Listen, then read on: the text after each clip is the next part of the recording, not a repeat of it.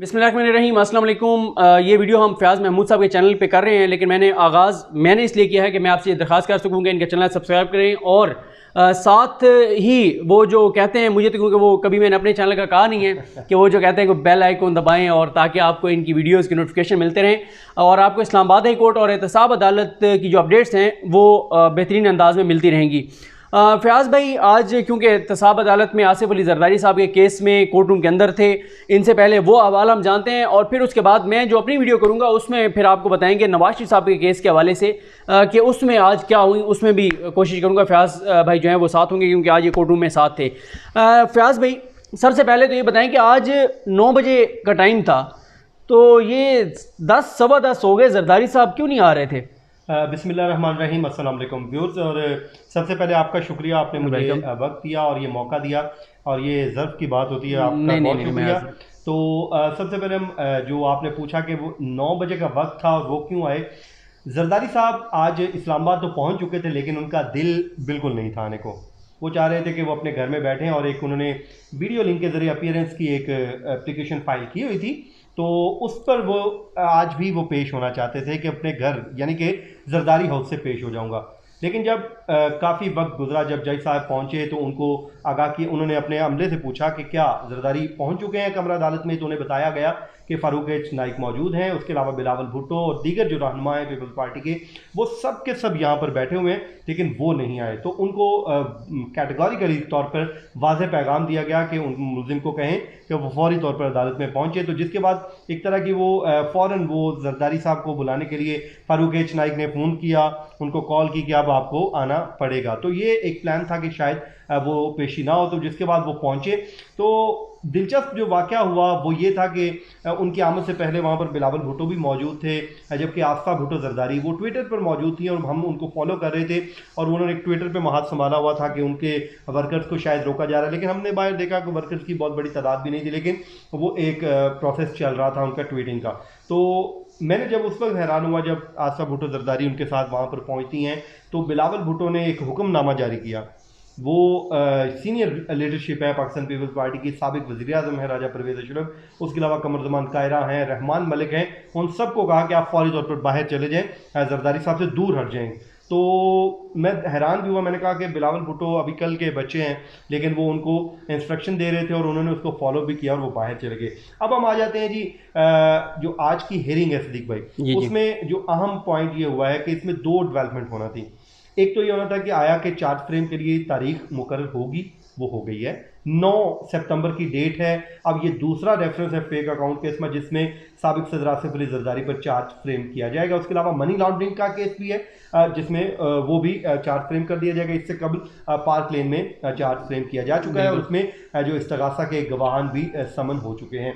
दूसरी इसमें जो डेवलपमेंट थी नवाज शरीफ से रिलेटेड थी। तो इसमें अहम तरीन ये पेशरफ ये हुई है कि नवाज शरीफ जो लंदन में मौजूद हैं वो मुसलसल इस केस में पेश नहीं हो रहे थे, यानी मुसलसल अदम हाजिर थे।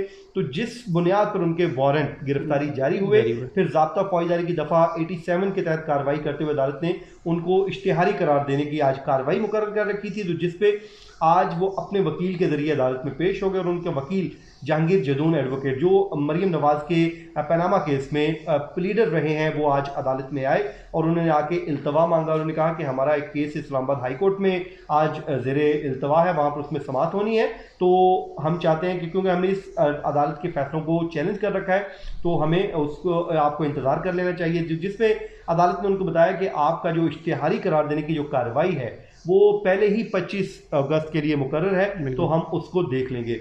जो सबसे अहम सदीक भाई जो हुआ आज, मुझे बड़े अग्रेसिव मोड में पीपल्स पार्टी के वकला, जो मुल्ज़मान के वकला थे, वो दिखाई दिए। एक वक्त ये आया कि झगड़ा शुरू हो गया। मुल्ज़मान के जो वकला थे उन्होंने कहा कि उन्हें अंदर आने से रोका गया है और ऊंची आवाज़ में बात करना शुरू की। तो जब नैब प्रोसिक्यूटर सरदार मुजफ्फर ने मुदाखलत की, उन्होंने कहा कि हम आज अब आप अंदर आ चुके हैं, क्योंकि उन्हें इस केस की कार्रवाई को बढ़ाया जाए। तो मुझे पहली बार लगा कि पढ़े लिखे लोग जो वकला हैं दोनों अतराफ से पढ़े लिखे थे, लेकिन वो एक दूसरे तू मैं करके बात कर रहे थे, तू तमीज से बात और कर, शटअप कॉल एक दूसरे को दी गई और मैं तुम्हें देख लूंगा। फिर धमकी भी लगाई गई कि अगर यही काम चलेगा तो पीपल्स पार्टी के जो वकला वहाँ पर मौजूद थे उन्होंने ये भी कहा कि अगर आइंदा भी हमें इस तरह रोका जाएगा तो फिर अदलिया यानी कि कचहरी में हम पुलिस का भी दाखिला बंद कर देंगे। तो ये बदमज़गी हुई, लेकिन जज साहब ने ये कह के उसको नॉर्मलाइज़ किया कि मैं भी जब आया तो 6 जगहों पे नाके लगे हुए थे, मुझे भी रोका गया। उसके बाद फिर मैं वहाँ से निकला और एक दूसरे यू टर्न लिया, वहाँ पर पहुँचा तो मीडिया की गाड़ियाँ थी, मुझे वहाँ से फिर रोक लिया गया।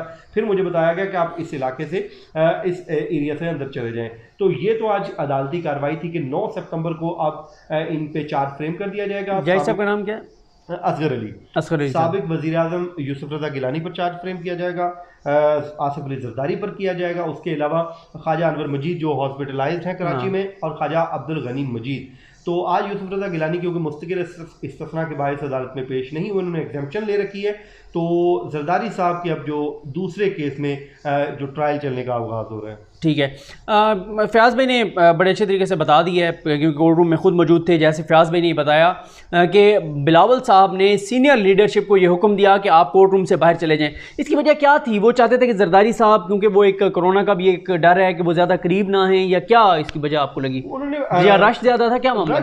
मेजरमेंट बड़ी ली हुई थी, हालांकि उन्होंने वो N95 मास्क लगाया हुआ था, फेस जो शीट है वो भी लगाई हुई थी, ग्लव्स पहने हुए थे, लेकिन वो बिलावल में ख्याल चाह रहे थे कि उनके करीब रश ना हो, और उनकी एज ज़्यादा है, एज फैक्टर तो है उनका नो डाउट, और वो पीछे बीमार भी रहे हैं। तो शायद बिलावल को ये होगा कि ऐसा ना हो कि कोई कोरोना हो। लेकिन देखें, एक वो आपकी सीनियर लीडरशिप है, वो आपसे इज़हार यकजहती के लिए आए हैं, तो आप उनको ये भी कह सकते हैं कि थोड़ा सा अगर डिस्टेंस रख लें, थोड़ा सा फासला रख लें। तो वो आज जरदारी साहब बड़े हशाश बशाश थे। मुझे नहीं लगता कि वो जिस तरह के वो प्रिटेंड पीछे हो रहा था कि खबरें थी कि शायद वो बहुत ज़्यादा बीमार हैं, बीमार तो थे यकीनन, इस एज में इंसान वैसे भी होता है। तो लेकिन आज वो बड़े हशाश विशाश थे। एक वक्त आया कि वो रोस्ट्रम पर भी आ गए, और आकर उन्होंने बल्कि कहा कि बस मुझे इसी काम के लिए बुलाया था, हाजिरी लगाने के लिए। तो वो शायद ये भी नहीं चाह रहे थे कि उनको बुलाया जाता, लेकिन अब उनको एक और हेयरिंग पे आना पड़ेगा, क्योंकि आज उनकी एक और इस्तदा भी मुस्तरद हुई। फारूक इजनाई साहब ने बड़ी कोशिश की कि अगली हेयरिंग पे उनको ना आना पड़े जरदारी साहब को, और उन्होंने कहा कि क्योंकि एक पहले ही कोर्ट उन पे वीडियो के जरिए चार्ज फ्रेम कर चुकी है, तो आप भी कर लें। तो जज साहब यानी कि जो असगर अली हैं जज साहब, उन्होंने ये कहा कि हर कोर्ट का एक अपना तरीकाकार होता है, तो मैं दूसरे कोर्ट की कार्रवाई पे कमेंट नहीं करता, लेकिन मैं समझता हूँ कि वो उसके कॉन्सिक्वेंसेस होते हैं। तो मैं चाह रहा हूँ कि जो एक हमारा प्रोसीजर है मैं उसी के तहत चलूँ। एक बार आप आएँ और आके पेश करें। उसके बाद क्योंकि जरदारी साहब भी नहीं आ रहे थे, गिलानी साहब ने इस्तिस्ना ली हुई है, और भी मुल्ज़मान, तो अदालत को ये भी था, तो अदालत ने अब उनको बाउंड करने के लिए, उनकी हाज़िरी को यकीनी बनाने के लिए शर्त रख दी है कि वो 5 मिलियन रुपए के श्योरिटी बाउंड जमा करवाएं। वो 5 मिलियन का जब कहा तो जरदारी साहब और उनके वकला ने फिर कहा कि ये सर तो इतने का तो रेफरेंस नहीं है जितने आपने पर पर्सन 5 मिलियन रख दिए हैं। तो खैर फिर अदालत ने उनकी इस बात को माना, और उसके बाद उनको 2 मिलियन, अब यानी कि आसिफ अली ज़रदारी, यूसुफ रज़ा गिलानी, ख्वाजा अनवर मजीद और अब्दुल गनी मजीद, ये तमाम के तमाम 2 मिलियन रुपीज़ की श्योरिटी बाउंड जमा करवाएंगे अपनी हाज़िरी को यकीनी बनाने के लिए। जबकि नवाज शरीफ की जो किस्मत का फैसला है वो 25 तारीख को होगा कि वो उनके ऊपर इश्तिहारी वो करार दिए जाते हैं या नहीं, और उनकी जायदाद जब्ती की कार्रवाई शुरू होती है या नहीं होती। अच्छा, जो मेन पॉइंट्स हैं दोबारा उन पर मैं एक नज़र डाल देता हूँ कि बिलावल साहब का सीनियर लीडरशिप को निकाल देना, फ़र्द जुर्म आयद करने की तारीख मुकर्रर हो जाना, फिर जो अनवर मजीद साहब के बताया गया वकला और नए प्रोसिक्यूटर के दरमियान तल्ख कलामी होना और बात तू तरह तक आ जाना और शटअप तक आ जाना, बड़ी वो बताया गया कि बड़ी जो फ़याज़ भाई ने जो बताया ऐसा लगा जैसे कि शायद आप गुत्थम होता है। ठीक है। और फिर बिलावल साहब ने बाहर निकल के भी एक वकील को कहा कि दूर हट जाओ, और वो जिस तरह से दूर हटे, कुछ हमारे रिपोर्टर वीडियो बना रहे थे, मुझे उम्मीद है कि वो वीडियो सामने आएगी, और हैरत हुई कि वो उनसे उम्र में बहुत बड़े थे, लेकिन बिलावल साहब ने जिस तरह से कहा और वो जिस तरह से दूर भागे, तो मुझे अजीब से महसूस हुआ कि यार क्या ये लोग हैं कि ऐसे तो कोई बाप अपने बेटे को कहे तो वो नहीं दूर भागता, जैसे एक उम्र में ज़्यादा बिलावल साहब से वो वकील साहब जो हैं वो दूर भागे। और ये जरदारी साहब के ख़िलाफ़ दूसरा रेफरेंस है जिसमें उनके खिलाफ फ़र्द जुर्म आयद होने जा रही है। ये तोशाखाना रेफरेंस है, और ये रेफरेंस जिसमें नवाज शरीफ साहब भी शरीक मुल्ज़िम हैं, यूसुफ रज़ा गिलानी हैं, अनवर मजीद हैं, और इसकी तफसील पहले फ़याज़ भाई भी बता चुके हैं, और इन्होंने एक वीडियो बनाई थी जो मैं अपने चैनल पे भी शेयर कर चुका हूँ। कोशिश करूँगा कि इस इशू से रिलेटेड एक प्लेलिस्ट बना दी जाए और उसमें वो पुरानी वीडियोज़ भी ऐड कर दें, ताकि अगर आप बैकग्राउंड जानना चाहते हैं तो आप जान सकें।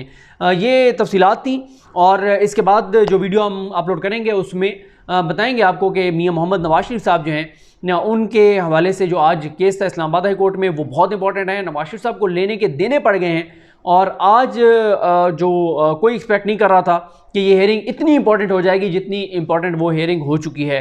अब उसकी नेक्स्ट जुमेरात को हेयरिंग है, उस पर हम नेक्स्ट वीडियो में बात करते हैं। हमें अपनी दुआ में याद रखें, अपना फीडबैक ज़रूर दीजिएगा और चैनल को जैसे मैंने कहा सब्सक्राइब करें। और फयाज़ भाई जो हैं वो हमें इस्लामाबाद हाई कोर्ट और एहतसाब अदालत की अपडेट्स जो हैं वो देते रहेंगे इंशाल्लाह। अल्लाह हाफ़िज़।